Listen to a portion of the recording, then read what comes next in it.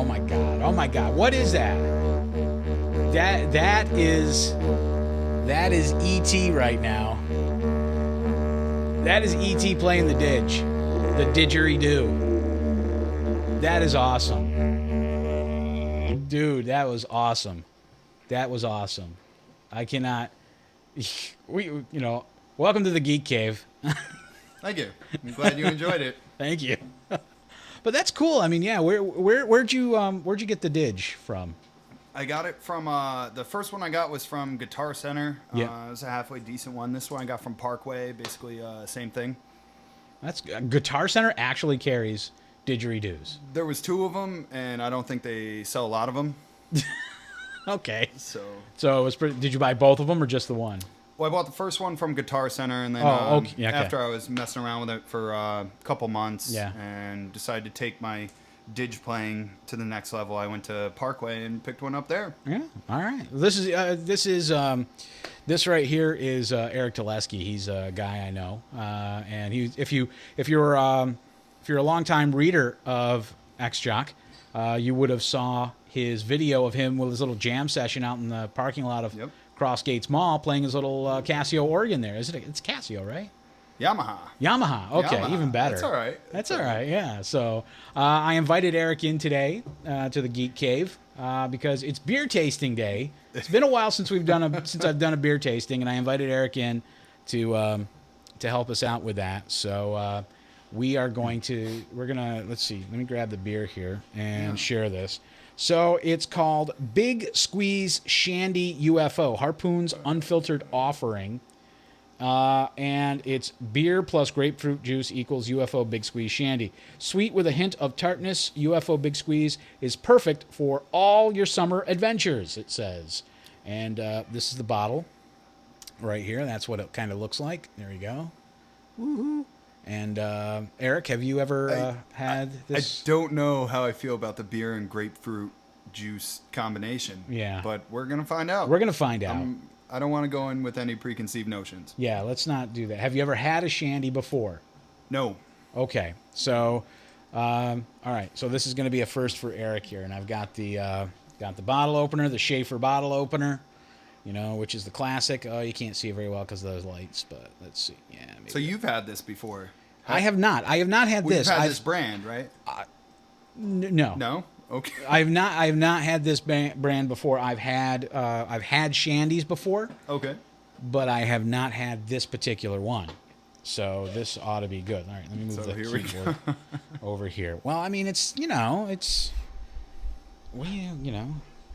not get now. Is this a twisty or is this no? This is a pop off. So all real beer uses pop offs, not those twisty pieces of crap.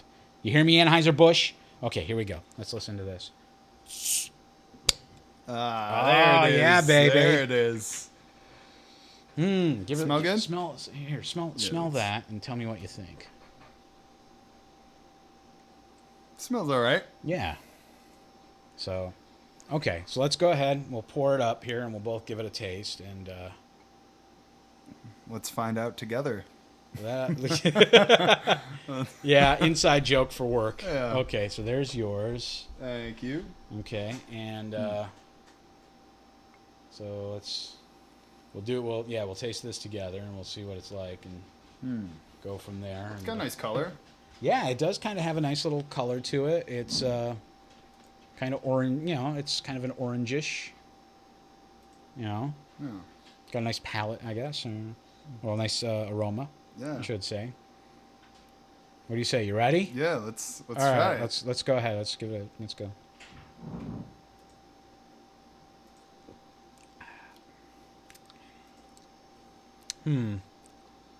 What do you think? What do you think? Oh man, it's hard. I can't come up with a conclusion off the first sip. You know what I mean? Yeah, I know what you mean. Yeah, It's hard to do that. It really is. Sip number 2. I don't know if this would be my first choice. If there was anything else to choose from. Do you? But it's not bad. It's definitely not bad.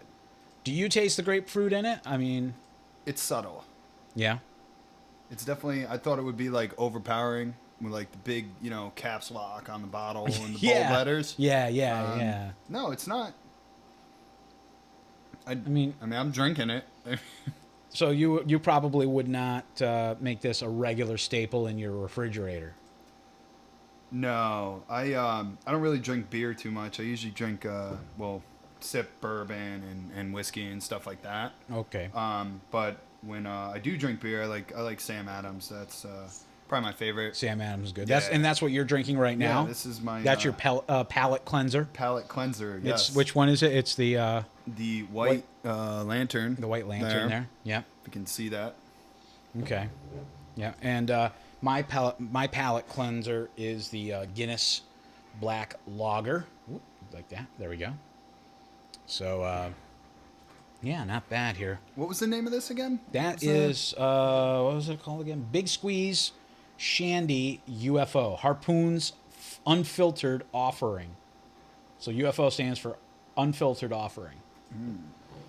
So, I'm kind of torn. It's got I can kind of taste the grapefruit in there. I mean, it's not an overly hoppy beer. I mean, obviously, it's more of a very sweet beer. I guess because it's not a hot summery day, I'm willing to bet this on a really hot, humid day after you've been outside. Freaking the wife's been nagging you to mow the lawn. I love you, Kim.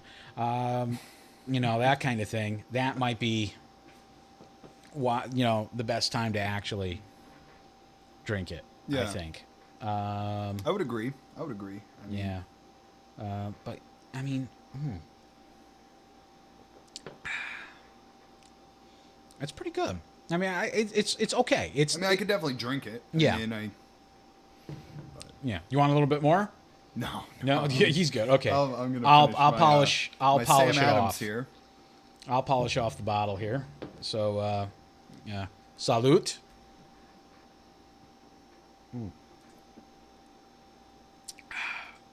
That's what I'm talking about right there. Yeah. Nothing wrong with Sam Adams. Sam Adams is good. This is, not too bad. I think maybe this, I wouldn't buy a 6-pack, but I probably would. I would probably, buy a couple. I did. I bought a single bottle from the local grocery store from the, pick a 6-pack shelf. So, All right, we'll leave it at that. So, but Eric, you also brought your, besides your didgeridoo, you brought your backpack. Yeah. I asked you to bring your backpack because, this goes to, this is kind of out of the realm of the Geek Cave per se, but let's just say everybody should have. Have one in case of an emergency. Exactly. If you go to FEMA.gov, that kind of stuff, they, for emergencies. New Orleans with Katrina, downstate on Long Island, and all that with Sandy and all that kind of stuff with the hurricanes. Having a bag to for basically having being ready in case you got to get out of the house for an emergency or a natural disaster or something along those lines. It's a good idea to have them. Kim and I have been talking about this, and I knew you were doing this kind of stuff, so I wanted to get your input on what you have in your bag to give me a good springboard to go from for what I should maybe have in our bags, because there's 3 of us. Yep. There's me, my wife, and my daughter. So let's talk about that for a second. What you might have in your bag might be different. What you might have in your bag for your family, right? Could be very similar, or it could be drastically different based on what I have in my bag, right?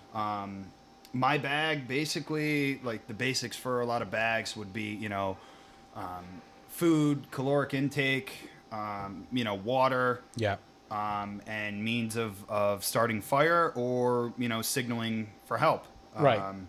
So I don't have everything in my bag that I would need. Yeah. But my everyday carry kind of comes into play with the pack, and I feel very comfortable knowing I can pick this up and go wherever I need to for a couple days. Yeah. 72 hours is definitely pushing it. Yeah. But yeah. Anyway, details of the pack. Well, before you get into Yeah, that, I just yeah. wanted to preface that you're not, you're prepared, but you're not one of those crazy preparers that think, oh my God, the end of the world is coming, everybody's going to die unless they take care. I mean, but you want to be prepared if the fecal matter does hit the oscillating device, The air circulating device. the oscillating air circulating device. Yes. Yes. So. Yeah, I mean, I don't have 2 years worth of food, in Yeah. my house and all that stuff. You're not stockpiling ammunition because It's hard to get the ammunition in New York, man. Yeah. That's tell me about it. that's a different podcast. That's a there. different podcast. I've tried getting gun, ammo for my gun, and not that I'm a crazy. Yeah. I'm not sitting. I'm sitting in a basement, but I'm not like preparing for the end of the world. I'm preparing for a natural disaster or something happens where I Right, got to get like- out of the city. To protect my family, whether it's a man-made type of thing with like a chemical spill or something along those lines. Yeah. That's the kind of stuff you're looking to, if something does happen. Right. Basically, I mean, people, all over the world see it. I mean, I see it here. Like if, we lose Yeah. power for, 2 days, just put yourself in these shoes. Yeah. What would you do to provide for your family if Yep. you went down to the store and there was no milk, there was no bread to buy, there was no food there? What is your backup plan? Yeah. And I'm not saying I have enough stuff in here to, provide for my family, because I don't. I basically have enough stuff in there to provide myself with, a comfortable 48 hours. Because the government, FEMA and all that has said it could take up to 48 hours to start getting relief supplies. Dude, it could take weeks. Yeah. I mean, what are you going to do to provide for your family? Yeah, so it's always good to have a plan. It's not like we said, it's not necessarily like we're crazy, the world's going to end. Mm-hmm. This is more along the lines of something that, the government has basically said, yeah, you should have something like this handy just in case, Or if they tell you to, evacuate your town. Yeah. Well, I mean, just run through your mind. What are going to be some yeah. of the first things you're going to grab? Yeah, exactly. I mean, I'm the furthest thing from my mind would be like my phone and all that stuff, because I mean, in that type of situation, I mean, they're basically useless. Yeah, the key wallet phone man mantra is pretty much out the window at that point. Right. So, all right. So what do you have in your bag? Let's go through your bag. Yeah. Do you want me to open this up? That's up to you. If you want to open it up, it's up to you. I mean, if it's all packed nice and neat and you don't want to mess with it, don't. It's not neat. It's not neat at all. Then then let's talk about it. let's just cover what you have. Just bring it back up on the table so people can see it Get this in frame here. in the frame. All right. Yep. So- and then just talk about what you have in there for you to have available when you're out. Paracord, probably one of the most important things. Yeah. Having, I would say at least 100 feet, but it really depends on your pack. And when you're assembling your pack, you have to think, what's more important than this? Should I sacrifice, storage capacity so I can Right. fit a couple extra water bottles, Yep. stuff like that. So basically in my top pack here, I just have my fire kit, and that's a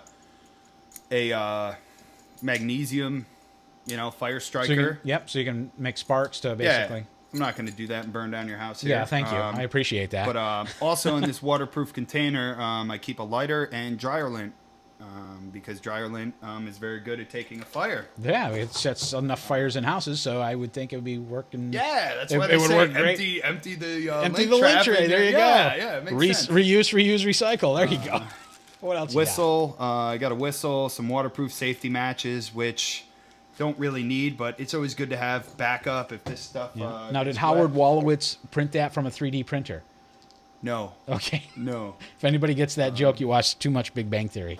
Then What I else you also got? have in this waterproof container here, I just got more matches. I mean, really, there's like this three rule. It's like 3 hours without shelter, 3 days without water, 3 weeks without food. So fire's pretty important. Yeah, you know, got to that's keep kinda yourself like- warm. Yeah, and you don't want to die from hypothermia and all that stuff. And this is not to say that if you're told to evacuate that you're going to end up out in the middle of the woods or something. I mean, you could be going to a shelter, but if something happens where you can't get to the shelter, right. This is basically just you're basically following the Boy Scout motto of be prepared. And in addition to that, I have this. This is something I keep in my car, or like you could call it. I mean, they've been called bug out bags, 72-hour packs. Get out of Dodge, all this stuff. Yeah. I would say like a survival pack. I'm messing all my stuff up here. I just got a knife on the outside. If I was comes wearing, in handy. Yeah, if I was wearing this on my back, and people are going crazy and chaotic, I probably wouldn't have a potential weapon that could be used against me you. on the outside. Yeah, so ham radio, which You're working on getting your. I'm working on it. We're working on it. We're working. I'm showing them how to do this kind of stuff. Good. Ham radio operator, possible ham radio operator. Yeah, ham radio there, operator, there. possible ham radio operator. Another ferro rod. Of course, you always have to have a Leatherman. Some kind of multi-tool, yeah. That comes in handy. Type of multi-tool. Mirror for signaling. I also carry a green laser. Laser pointer, so that I could use the signal as well. Now, how much does your pack weigh? My pack, 25, maybe 30 pounds. Okay, so not too bad. You're not going to want to walk all day, miles and miles with this pack on. And you don't necessarily need to go that far. If you can't get to a shelter, or you got to get out of Dodge. You're not going to go out in the middle of nowhere where it's just you. I mean, you definitely want to be around other people where you can get help if you need it. Yeah, hopefully you have a plan set up, in like your community, because you definitely have strength in numbers, and everybody can bring something to the table. So that's kind of what I'm trying to work on in my neighborhood and everything. But yeah, so extra pair of socks. Yeah. You don't want to get trench foot. That's really bad.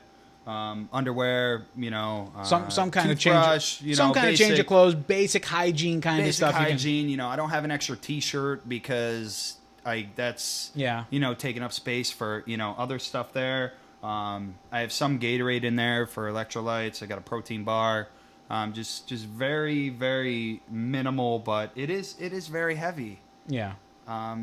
But I mean, it's obvious, like we've been saying the entire time. I mean, it's good to have something like this handy, just in case something happens. I mean, look at Japan with the the typhoon, and the nuclear reactors, and people had to get out of town because of that.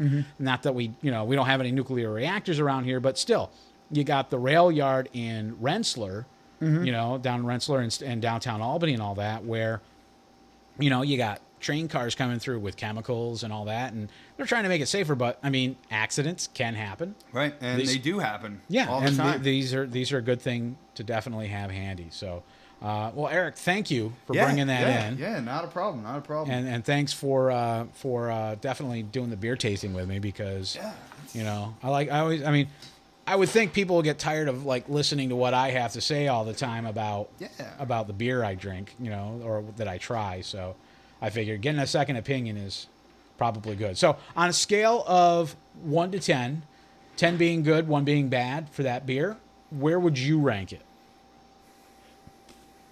Cards 7, on the table. 7, 8. 7, 8. I would say so. I mean, it's good. It's tasty. It's not my first choice, but I could drink it.